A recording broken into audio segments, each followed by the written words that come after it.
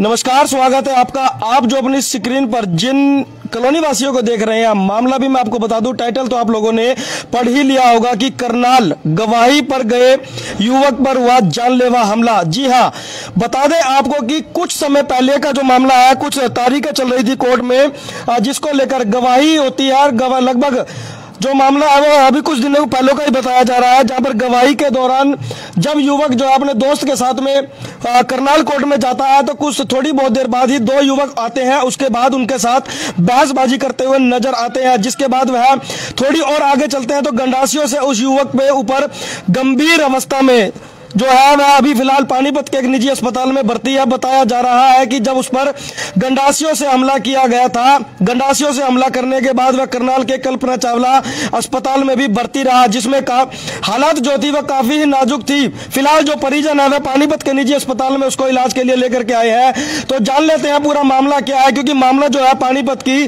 Deshraj colony का है, जो युवक था उनका किसी बात को लेकर कोई केस चल रहा था। जो करनाल गवाही पर गए थे तो वहां पर कुछ लोगों के द्वारा उस पर जानलेवा हमला किया। फिलहाल जो है पुलिस के द्वारा मामला दर्ज कर लिया है और आरोपितों की तलाश में जारी भी की गई है। तो जान लेते हैं पूरा मामला क्या है परिजनों से। बता दें आपको, पानीपत से आप ये लाइव तस्वीरें देख पा रहे हैं, जहां पर एक युवक के ऊपर जानलेवा हमला किया जाता है। जी हां, गंडासियों से उसके ऊपर जानलेवा हमला किया जाता है। तो जो परिजनों का कहना है कि जो युवक है काफी ही गंभीर अवस्था में है। फिलहाल उसका इलाज जो है वो पानीपत के निजी अस्पताल में चल रहा है। तो जान लेते हैं आखिर पूरा मामला क्या है। हाँ जी, क्या कुछ नाम है आपका और क्या कुछ घटना घटी है? बिल्कुल अहमद नाम। हम करनाल तारीख पर आ रहे थे, करनाल तारीख पर जा रहे थे हम। कोर्ट में इनकी आरसी के पीछे बहस हुई है। बोला मेरी आरसी दे दे। आज बोला 2-3 तारीखों पर मैं तेरे को आरसी दे दूंगा, मेरा केस बरी हो जाएगा। उसके बाद में वहाँ से चले गए। जाने के बाद निर्मल कुटिया के पास हुए खड़े थे। उसके बाद हम ऑटो में बैठ के मेरे चाचा के घर पे जा रहे थे। वो थोड़ी सी दूरी ऑटो चलने के बाद सचिन व रजत उसका एक दोस्त हमारे साथ ऑटो में बैठ गए। सचिन ने काट के गंडासी उसके सर में मारी। आ जाएगी। मैं बोला भाई किस बात पर मार रहे हो? उन्होंने मेरे को ऑटो से धक्का दे दिया। ऑटो को धक्का देने के बाद मैं गिर गया। गिरने के बाद उसके बाद क्या होता है, गिर गया मैं ऑटो से। मैं जैसे ऑटो रुकी मैं उनके पास गया। मैं कहा भाई क्यों मार रहा है? उन्होंने मेरे को पिस्टल दिखा के बोले तू चला जा, ऐसे नहीं तेरे को भी मार देंगे। उसके बाद भाई आज को नीचे गिर गया। उसके सिर में गंडासियाँ मारी उन्होंने। उसके साथ 4-5 जन औरतें लाते गुस्से मारे और जैसे कि गंडासी मारी।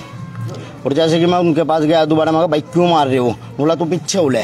बोला तेरा कोई मतलब नहीं, तू पीछे उले इससे, ठीक है। और जैसे वो बाइक पे बैठ के मार मूर के उसके बाद उसके वहाँ से चलने लगे तो मेरा पर्स लेके चले गए। वो मेरे पर्स में 2140 रुपये जिसमें की थी। तो मामले की शिकायत जो थी वो पुलिस में दी थी आपने? ना उस टाइम पर कोई नहीं दी थी। बीटी मारी थी 112 पे, कोई फोन नहीं मिला था। तो अब क्या चाहते हो आप? अब हम क्या चाहते हैं, बस उसको जल्दी से जल्दी अपना इंसाफ मिले। जो युवक है वो गंभीर अवस्था में है, जैसे कहाँ पर इलाज चला उसका और कितने दिन तक? कल्पना चावला अस्पताल में उसका इलाज चला है। 31 तारीख को हमने उसको कल्पना चावला में एडमिट करा था। 1 तारीख को हम उसको मन से ले आए थे। उसके बाद पानीपत देवी मूर्ति अस्पताल में उसका इलाज चल रहा है। अब क्या हालत है उसकी? अभी हालत उसकी गंभीर ही है, कोई आराम नहीं है। कोई पुरानी रंजिश भी थी? पुरानी रंजिश इनकी आपस में थी, तो वो मुझे नहीं पता कि इनकी क्या रंजिश थी। तो देख सकते हैं आप, जैसे कि युवक ने बताया कि कोई पुरानी रंजिश के चलते ही उस युवक पर हमला हुआ है। फिलहाल जो अधिक जानकारी है स्क्रीन पर आप जिस युवती को देख पा रहे हैं उनसे भी बातचीत करने का प्रयास करेंगे, क्योंकि जो मामला है वो कहीं ना कहीं पेचीदा आपको नजर आ रहा होगा। क्योंकि छोटी सी बात को लेकर कभी भी कोई भी इस प्रकार का जानलेवा हमला नहीं करता, जैसे कि आप लोग सभी जानते हैं। तो जान लेते हैं आखिर पूरे मामला, पूरी वाकया जो था, घटना जो थी पूरी पानीपत की घटना, और उस युवक पर करनाल में जाकर के उस पर गंभीर रूप से उसको घायल कर दिया जाता है, गंडासियों से उसके ऊपर हमला कर दिया जाता है। आखिर मामला क्या है वो भी हम आपको समझाने का बिल्कुल प्रयास करेंगे। तो फिलहाल हम जान लेते हैं कि कहां से इस पूरे मामले की शुरुआत हुई और आखिर जो अंत है वो कहां तक ले जाएगा, क्योंकि महज आरसी के लिए, आरसी को हासिल करने के लिए ही कभी भी किसी युवक के ऊपर जानलेवा हमला नहीं किया जा सकता। तो देख सकते हैं हम कि किस प्रकार से जो युवक है, जैसे कि युवक ने बताया, जो युवक है वो पानीपत के एक निजी अस्पताल में गंभीर रूप से अपनी जिंदगी और मौत के बीच जूझ रहा है। तो परिजन जो है वो अपने न्याय की मांग कर रहे हैं। तो क्या कुछ कहना है, तो हम आपसे बातचीत करवाने का भी प्रयास करते हैं। हाँ जी, क्या कुछ घटना घटी थी?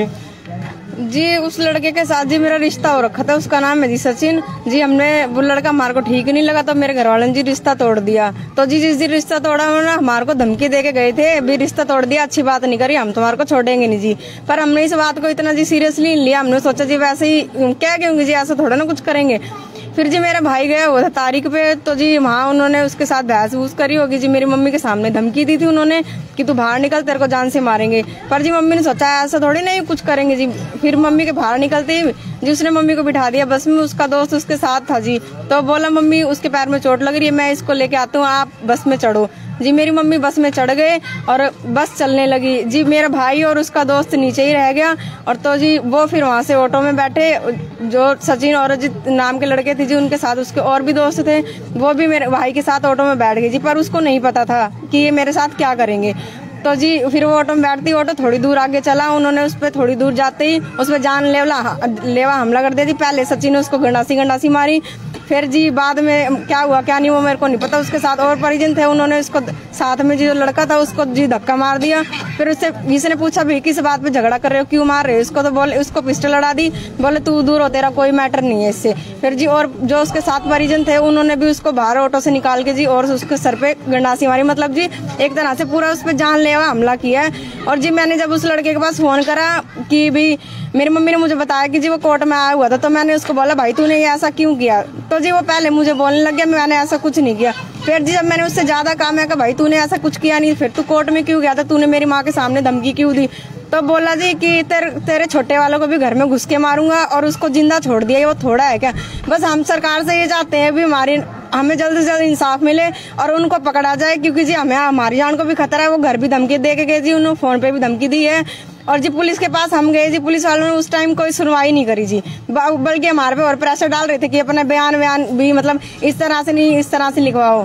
पर जी हम थोड़ी ना जो बात हुई है जी वही लिखवाएंगे, वो तो हमारे को पूरा डराने की कोशिश कर रहे हैं जी। साथ में जो मेन विक्टिम है उस पे पूरा दबाव डाल रहे हैं कि ऐसे नहीं इसको ऐसे लिखवाओ जी। मेरी मम्मी थी उस टाइम पे, पर उन्होंने उनकी भी कोई बात नहीं सुनी। मेरी मम्मी तो वहाँ की मेन जी, उनके सामने धमकी दी है जानलेवा हमला करने की, पर उसकी भी उन्होंने कोई दरखास्त नहीं लिखी जी। इसके मामले पे बस लिख रखी है, जो मेरे भाई का दोस्त था इसने जो FIR लिखवाई है, हमने कल वो आए थे जी बयान लेके गए हैं इसके अकॉर्डिंग अब वो जी जो कुछ भी करेंगे अब हमारे को नहीं पता, वो क्या कहते गए हैं जी कार्रवाई करेंगे। हम इतना चाहते हैं कि जल्द से जल्द कार्रवाई की जाए, उनको पकड़ा जाए भाई, हमारे को सबको पूरी फैमिली को खतरा है और जी जो गवाह है उसको भी।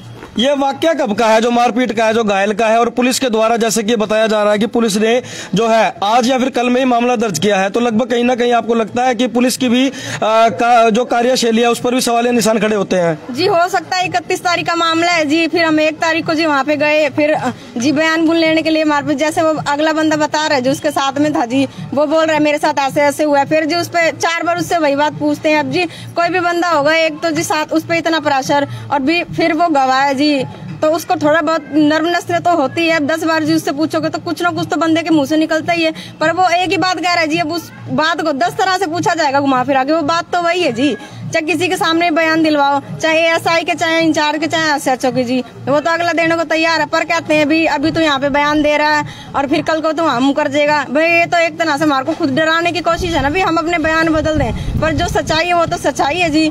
अब वो कल लिख के गए हैं जी बयान, हॉस्पिटल में आए हुए थे, तो जब वो कार्रवाई की है उन्होंने कि वो हमें नहीं पता, बस हम ये मांग करते हैं उनसे जल्द से जल्द कार्रवाई करो और उनको पकड़ो, वरना हमारी जान को भी खतरा है। पुलिस है वो कहाँ की पुलिस है जी? वो करनाल सेक्टर 6 की पुलिस है। क्या कुछ नाम की भी जानकारी है आपको, कौन से पुलिस कर्मचारी हैं वो जी? मेरे को नाम तो मेरे को जी इतना याद नहीं है उनका। ठीक है, तो देख सकते हैं आपकी किस प्रकार से एक जो वो कहते हैं कि हरियाणा सरकार के द्वारा कितने भी नारे लगा लिए जाएं या फिर कितने भी बड़े बड़े होर्डिंग लगा दिए जाए बेटी बचाओ बेटी पढ़ाओ, तो कहीं ना कहीं यहाँ पर भी हरियाणा सरकार की भी एक सवालिया निशान खड़े होते हैं कि जब किसी बेटी का रिश्ता होता है तो जब परिजन जो है उस लड़के के बारे में भी जानकारी निकालते हैं कि आखिर जो लड़का है वो क्या करता है या फिर किसी नशे का आदी तो नहीं है, कहीं ना कहीं हमारी जो बेटी है अगर हम उसका रिश्ता कर दें तो खुश भी रहेगी या नहीं। तो ऐसा ही एक मामला पानीपत के देशराज कॉलोनी से आया। जब बेटी का रिश्ता किया तो परिजनों ने उसकी जानकारी निकालनी शुरू कर दी, लेकिन जो था उसको जो युवक था जिसका जो रिश्ता किया गया था वो कहीं ना कहीं गलत हरकतें जो थी उसकी गतिविधि पाई गई, तो जिसके कारण युवती का जो रिश्ता था युवक के साथ में वो कैंसिल कर दिया गया। इसी की खुंदक को निकालते हुए उस युवक के द्वारा इसके जो भाई था, युवती का जो भाई था, उस पर जानलेवा हमला किया गया। तो मैं बता दूं आपको, पानीपत की देशराज कॉलोनी से आप ये लाइव तस्वीरें देख पा रहे हैं, जहां एक मनचले आशिक के द्वारा एक इस प्रकार की बड़ी घटना को अंजाम दिया गया। तो देख सकते हैं कहीं ना कहीं पुलिस की सवालिया निशान पर भी सवाल उठते हैं, कार्यशैली पर भी सवाल उठते हैं, क्योंकि मामला जो है वह 31 जनवरी का बताया जा रहा है और पुलिस के द्वारा अभी तक किसी भी प्रकार की कोई बड़ी कार्रवाई नहीं की गई, क्योंकि पुलिस के द्वारा ऐसा भी कहा गया है कि अभी तक तो ऐसा कुछ भी नहीं हुआ। बता दें आपको कि पानीपत की देशराज कॉलोनी से आप ये लाइव तस्वीरें देख पा रहे हैं, जहां पर एक युवती का जो है रिश्ता टूट जाता है और जिस युवक के साथ में जो रिश्ता होता है वह कहीं ना कहीं अपने दोस्तों के साथ में मिलकर उस युवती के बाइक पे ऊपर जानलेवा हमला कर देता है, जिसके चलते युवक जो है वह पानीपत के निजी अस्पताल में भर्ती है। तो जान लेते हैं उनकी माताजी से भी आखिर क्या पूरा मामला रहा है। तो क्या कुछ कहना चाहेंगे, ऐसा क्या कुछ रहा जी? मैं कुछ नहीं चाहती, हमें लड़का बाद में पसंद नहीं आया, असलियत उसकी मुझे जानने की कोशिश करी। कोई माँ बाप नहीं चाहेगा कि गलत लड़के को कर दें। हमने जब सच्चाई जान ली तो हमने मना कर दी कि हम अपने लड़के का रिश्ता नहीं कर सकते। तो उन्होंने कहा भी नहीं करते, इसकी सजा मिलेगी तुम्हें। मैं कहा कोई बात नहीं, जो करना हो कर लेना आप, मगर मैं नहीं, अपने लड़के का रिश्ता नहीं ऐसे करेंगे। तो हमें ये पता नहीं थी कि मतलब ये सच में बोल के गए हैं तो ये हमारे साथ ऐसा कुछ कर भी सकते। हमने तो उनको राम जी की दुआ से यही कहा था कि भगवान तू सुधर जाइयो और अच्छे से रहिए, तू अच्छा घर बसाइए, अपने माँ बाप को रोटी दिए। हमारी यही प्रार्थना थी उसके सामने उस दिन भी, जिस दिन हमने रिश्ता तोड़ा था। हम कभी किसी का बुरा नहीं चाहा, मगर परमात्मा ने हमारे साथ इतना, उन्होंने क्या मेरी इतना बैर था, कौन से ग्रहण बन के हमारी जिंदगी में आया था जो उसने हमारी जिंदगी नरक कर दी है। इसलिए हम चाहते हैं कि हमारे जल्द सुनवाई करो और उनको अंदर करो, नहीं तो मेरे घर में किसी की जो धमकी दे रखी है ना, किसी को भी कुछ हो गया तो आप सरकारी इस चीज की जिम्मेवार होगी। मैं कुछ नहीं जानती, हमारे सबको ही खतरा है जिस तरह से उसने धमकियां दे रखी हैं और पुलिस कोई सुनवाई नहीं कर रहा, कोई भी कुछ नहीं कर रहा, किसी का फोन नहीं, कोई बात नहीं। उसके बाद उन्होंने कोई फोन भी नहीं करा। उस लड़के का नाम क्या है? सचिन बाप का नाम तेजवीर। कहाँ के रहने वाले हैं? बबेल के, बबेल गांव के। हाँ। और रिश्ता किसने करवाया था? रिश्ता करवाया नहीं था, वो तो हमारी ऐसे चलो थोड़ी जान पहचान होगी, आना जाना बंदा देखता है अंदर से। अब पेट में तो किसी के कोई नहीं घुसा बैठा भी, 2-3 साल से जान पहचान होगी भी, रिश्ता मांगा हमें बेटी दे दो, हमें पसंद है तो हम जी इसलिए भाई कहा कोई बात नहीं है, चलो अच्छा है तो कर देते हैं कोई। तो हम तो जी ऐसे हाँ भर दी कि कोई बात नहीं, चल लड़की खुश रहनी चाहिए। तो फिर भी हमने उनको 1 साल मांगा था भाई जी हम सब कुछ तसल्ली कर लेंगे और उसके बाद ही हम रिश्ता करेंगे। हमें कोई कमी नजर आई तो हम जी बारात सी लौटा देते हैं, हम नहीं ऐसे करते शादी।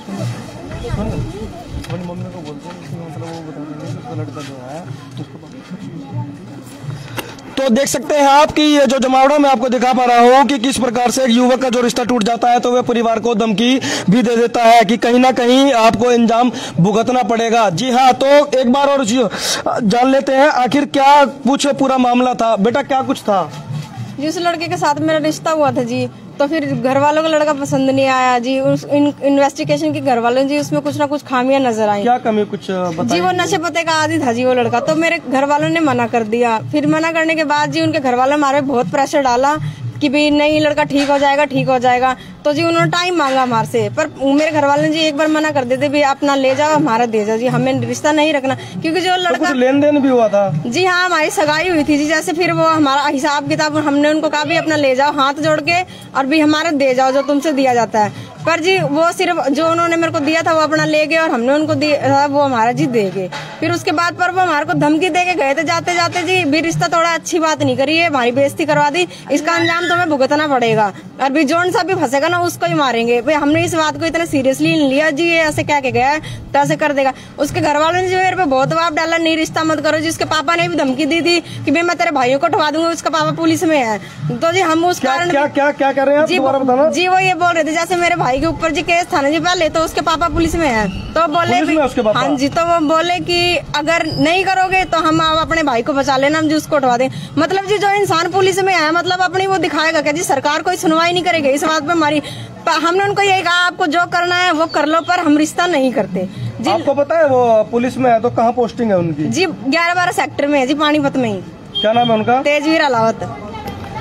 तो देख सकते हैं मामला जो है वो बिल्कुल हरियाणा पुलिस के जवान के ऊपर भी लगता हुआ नजर आ रहा है। हरियाणा पुलिस की वर्दी एक बार फिर से दागदार होती हुई आपको नजर आ रही होगी। जैसा कि युवती के द्वारा बताया कि हरियाणा पुलिस के जवान ने ही उन लोगों को धमकी दी थी कि आपने जो रिश्ता तोड़ दिया इसका अंजाम आपको भुगतना पड़ेगा। तो देख सकते हैं आपकी हरियाणा सरकार के द्वारा इतनी अच्छी अच्छी स्कीमें दी जाती हैं, बेटियों की शादी के लिए दी जाती हैं, बेटियों की सुकन्या योजना के लिए भी दी जाती है हरियाणा सरकार के द्वारा, लेकिन हरियाणा सरकार के ही कुछ ऐसे पुलिस कर्मचारी जो अपनी वर्दी को दागदार भी कर देते हैं। तो कहीं ना कहीं इस बात पे भी आप कमेंट बॉक्स में जरूर बताएं कि आगे पूरा मामला क्या चल रहा था। ये जो जैसा कि अभी हमने आपको पूरी खबर दिखाई, क्योंकि अब जो पूरा मामला है अब हमारी भी समझ में आ गया है और हो सकता है कि आप लोगों के भी समझ में आ चुका होगा, क्योंकि हरियाणा पुलिस का एक जवान जो है उसका जो लड़का था वह नशे पते का आदी था, जिसको वह बखूबी जानता था कि मेरा बेटा जो है वो